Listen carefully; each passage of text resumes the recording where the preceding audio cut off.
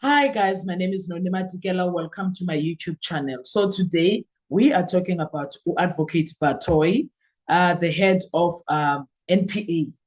Before we do that, guys, please make sure you do not forget to like, to share, to comment, and most importantly, please make sure you are subscribed on the channel. Please make sure you are watching the videos up until the end and you are watching the ads that are coming through. When you are doing that, you will be supporting this channel financially and in numbers. Thank you so much. I really appreciate you. So what we saw on Monday, the 15th of December, will forever live in South Africa. It was shocking. Perhaps it was even beyond shocking. What we saw, it was arrogance and institutional contempt fused into one moment. The head of South African National Prosecuting Authority, Advocate Shamila Batoy, did not merely disappoint at the Nkabinde inquiry, she defied it. By her conduct, tone, and posture, she effectively delivered a silent but unmistakable message to the very body tasked with interrogating her conduct. You do not matter. She doesn't care. This was not a misunderstanding. It was not poor communication. It was open disdain for accountability. It is a constitutional democracy. In a constitutional democracy, no office bearer is above scrutiny, least of all the head of an institution meant to enforce the rule of law. Yet what South Africans witnessed was an extraordinary display of entitlement, a public official behaving as though oversight itself were an inconvenience rather than a constitutional obligation. The Nkabinde inquiry exists precisely to protect the integrity of the institution like the NPA. To treat it with contempt is to treat the Constitution, Parliament, and the public with contempt. This was not just arrogance, it was institutional disrespect broadcast in real time on national television. And it raises a far more troubling question.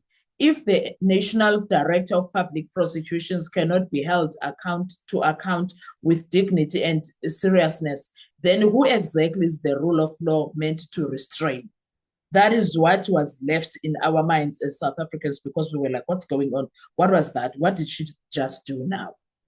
There are moments most in a democracy that tell you everything you need to know, right? Not through speeches, not through judgments, but through attitudes. So that day on the 15th of December, South Africa witnessed one of those moments, because when Advocate Shamila Batoy appeared before the Nkabinde inquiry, she didn't just answer questions, she insulted the process. And let's be clear, this was not a misunderstanding. This was not nerves. This was not a bad day. This was arrogance with a salary. This was disdain with a title. This was the head of National Prosecuting Authority, behaving as if accountability is optional for her. What the public saw was chilling. A constitutional office bearer tasked with upholding the rule of law, treating an inquiry into her conduct like an annoying interruption. No humility, no seriousness, no respect, just one unspoken message, loud and clear: you don't matter. That's what she did. But here is the problem, Advocate Batoy. The Nkabinde inquiry is not a suggestion. It is not a courtesy call. It is not beneath you. That you need to realize. It exists because power must be questioned, because institutions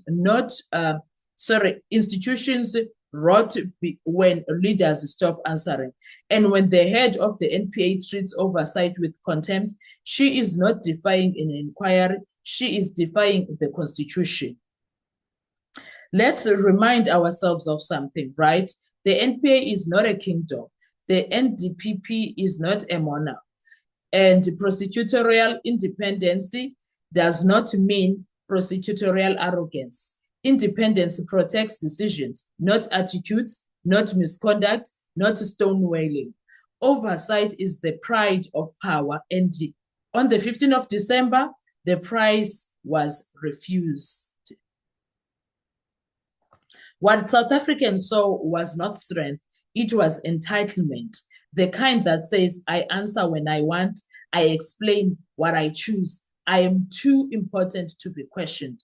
That mindset is deadly, because once the chief prosecutor believes she is untouchable, the entire justice system becomes selective.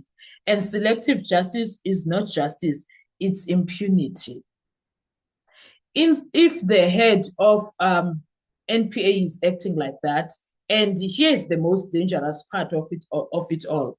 If the head of NPA can publicly sneer at accountability on record, on camera, without consequences, then the question is no longer about Batoy.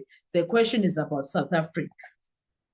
Because the rule of law does not collapse overnight, it erodes one shrug at a time, one inquiry dismissed, one official who forgets who they serve.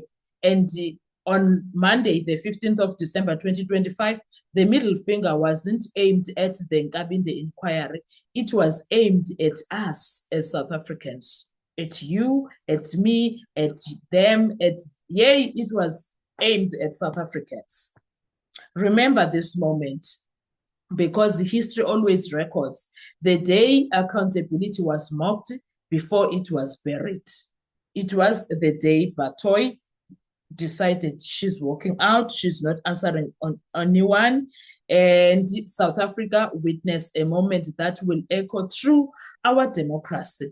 At the Nkabinde inquiry, the head of the NPA appeared to treat oversight with open disdain.